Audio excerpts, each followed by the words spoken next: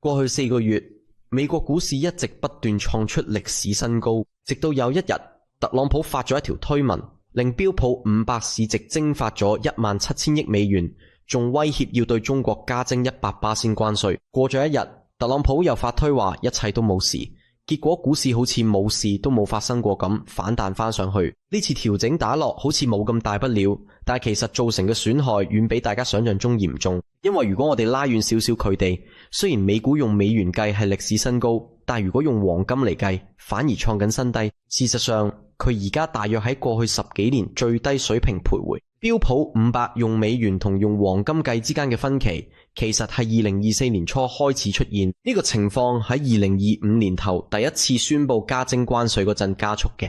而家因為最近再有新一輪宣布，情況更加嚴重。其實歷史上，當股市用黃金計價下跌嘅時候，通常都會同時出現股市用美元計都停咗不前嘅情況，好似2000年代初科網爆破同2008年金融海嘯嗰陣都係咁。如果我哋再回帶多少少，其實70年代股市用黃金計都係下跌，嗰陣用美元計都係停咗不前，因為大部分時間當有大量資金流入黃金，通常代表大家走去揾避險，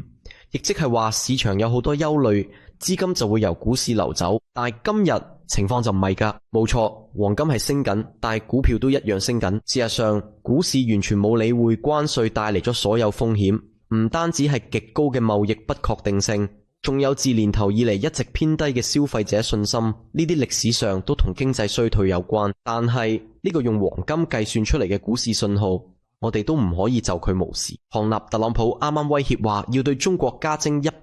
嘅關稅，雖然特朗普而家已經收返呢個威脅，但係其實背後有原因。點解會令到表面之下出現恐慌？100% 嘅關稅加幅會令中國貨品進口美國嘅實際關稅率升到大約140%，呢個水平基本上會令貿易完全停擺。因為咁樣做，任何將貨品由中國入口美國嘅生意都冇錢賺。呢種情況足以引發經濟大蕭條。投資者都知道，特朗普極之唔大可能真係會執行呢個威脅。佢哋做只係大談判入邊嘅一部分，所以而家我哋先睇見到股市直線咁插水，但係呢個威脅真正做到嘅就係令中美關係更加脆弱，仲為類似嘅事真係發生打好基礎。要記住，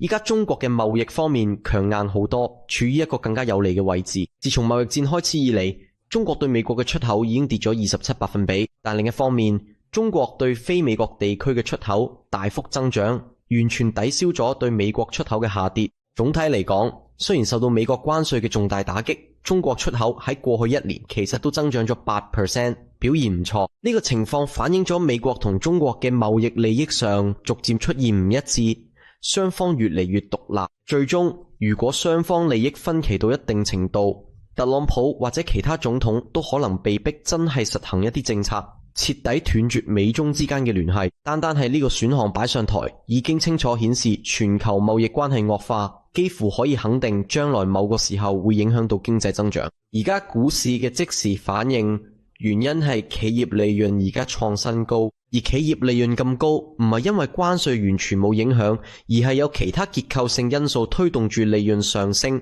至少暫時係咁。美國政府每年2萬億美元嘅赤字，大約等於 GDP 嘅7%，都幫緊手令經濟增長保持韌性。聯邦儲備局而家減息，令企業借錢成本降低，金融環境都鬆動咗，最後企業利潤率創新高，令到公司更容易賺錢，股東都可以更快累積資產。其實呢啲因素唔止推高股票，係推高晒所有金融資產。所以黃金同比特幣雖然唔直接同經濟增長掛鈎，都一齊同股市升緊。事實上，過去幾年黃金同比特幣升得仲快過股票，呢點就好清楚咁反映咗我哋講緊嘅情況。我哋認為呢啲因素好大機會會持續多6至12個月，短期內都會繼續推高資產價格。10月9號嗰陣，我哋嘅 Bravos Research 已經鎖定咗利潤，平咗唔少持倉，因為我哋覺得市場短期內有較大機會出現調整，所以先將現金比例提高，